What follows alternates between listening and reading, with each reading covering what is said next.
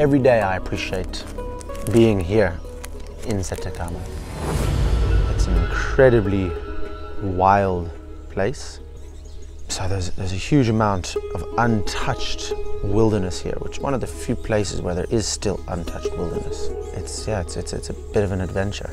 It's a little bit more in the wilderness. It's a little bit more unknown.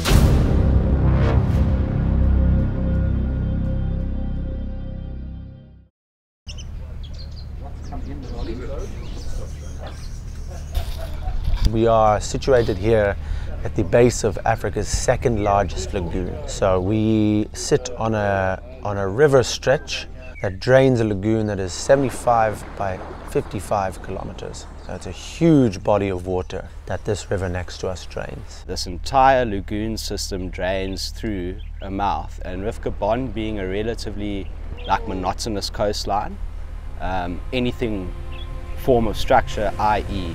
a river mouth, tends to draw predators from far and wide.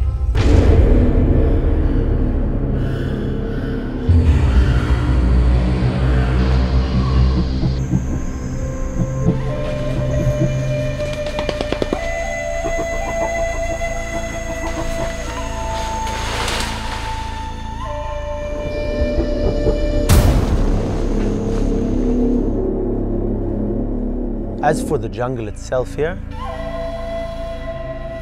we're in a lower section of jungle. It's not as big as the high jungle of the interior of Gabon, but we have a canopy that stretches from here hundreds of k's into the interior. It's a beautiful, beautiful forest. We've learned to kind of fish with our head on a swivel. You've got to really be aware of what's around you. You've got to know at all times where the big animals are, if there are big animals around. We've not had any incidences, but that's due to vigilance on our behalf. When you see that big bull elephant walking down the beach towards you, and you've got your 8 anglers are thigh deep in water, it becomes a bit sweaty. You need to get them out of that beach and onto the boat as quickly as possible.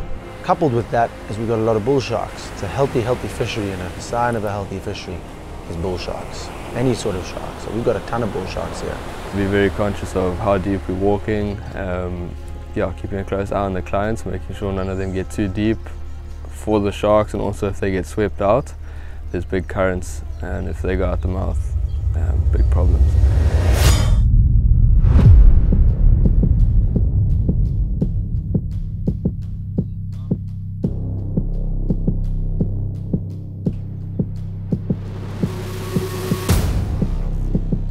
So the jack blitzers are a special thing here. You'll see these mullet running for their lives. I mean, when I say running, they're tail walking to the shore to get somewhere shallow where a jack can't find them and eat them.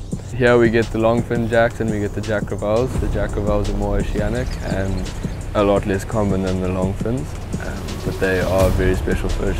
A lot stronger, I'd say, and they get a lot bigger.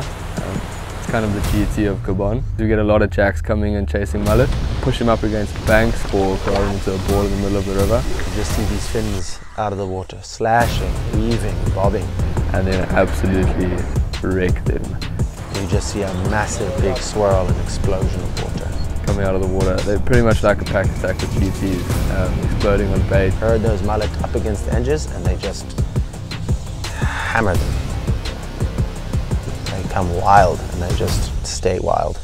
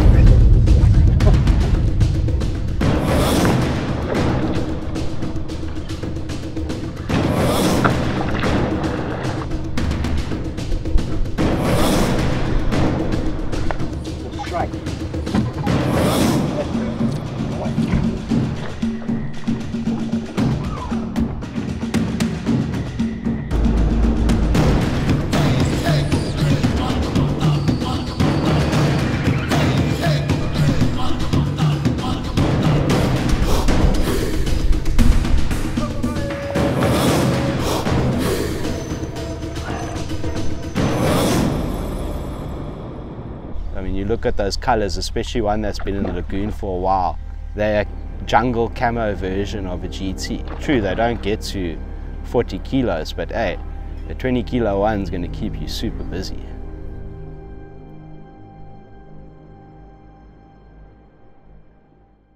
So our schedule here in Sette Cama is hugely varied, depending on tide, depending on target fish, depending on change of light.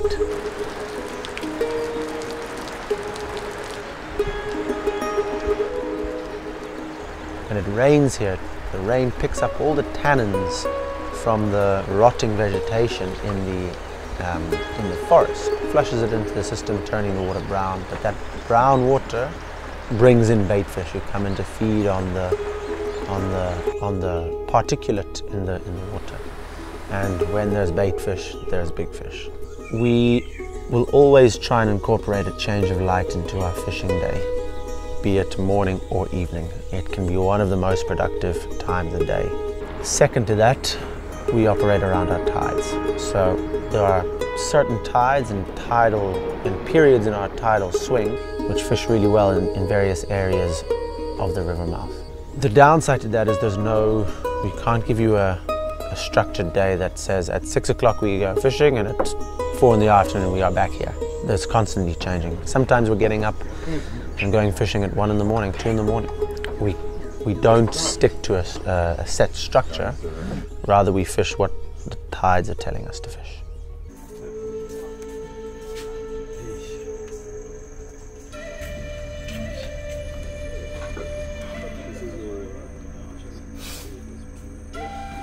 So the fishing at night here in Gabon is a huge part of our fishing.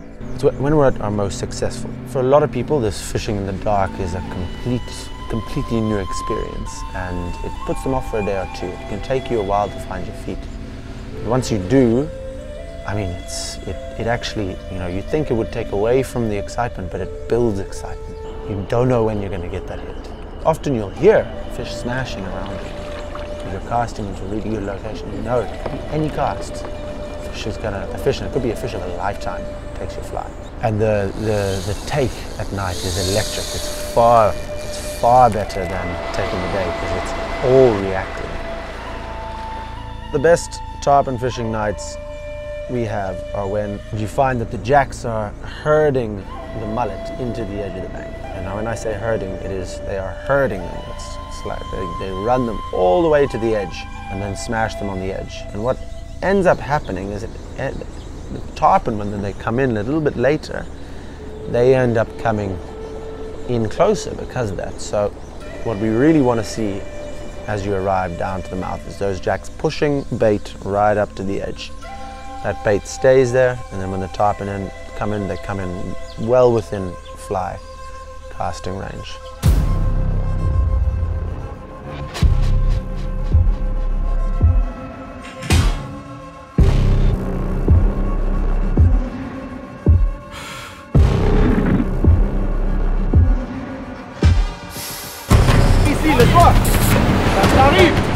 Get your hand off that reel. Don't stop. This is coming, hook that.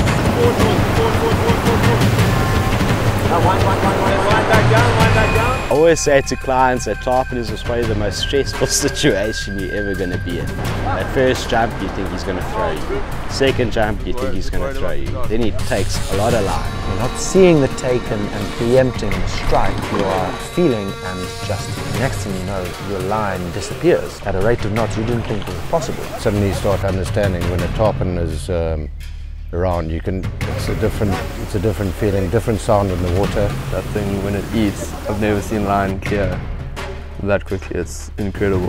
The line in your hand is gone in milliseconds. My stripping glove was shred, and then it's just hanging on. The beach, the sea, you could be on the moon.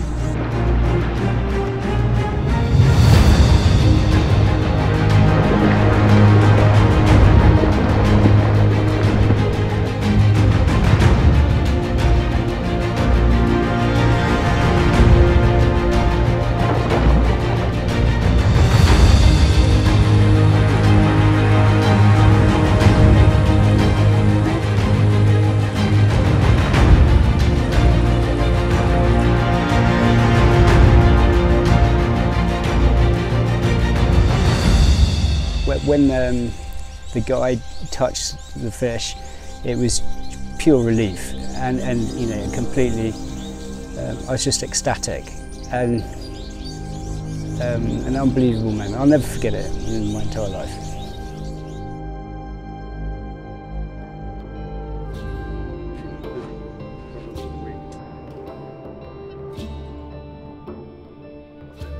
Gabon is an interesting country with regards to conservation.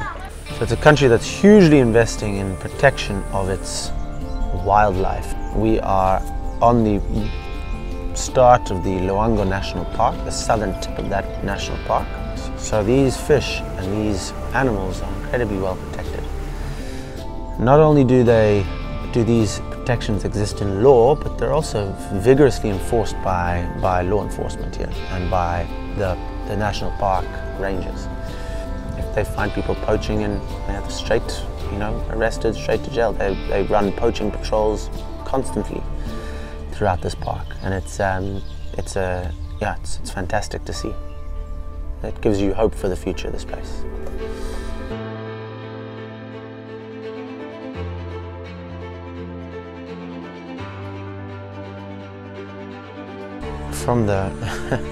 From the moment I started kind of really digging into what this country's about and what goes on here, oh, it had me hooked. And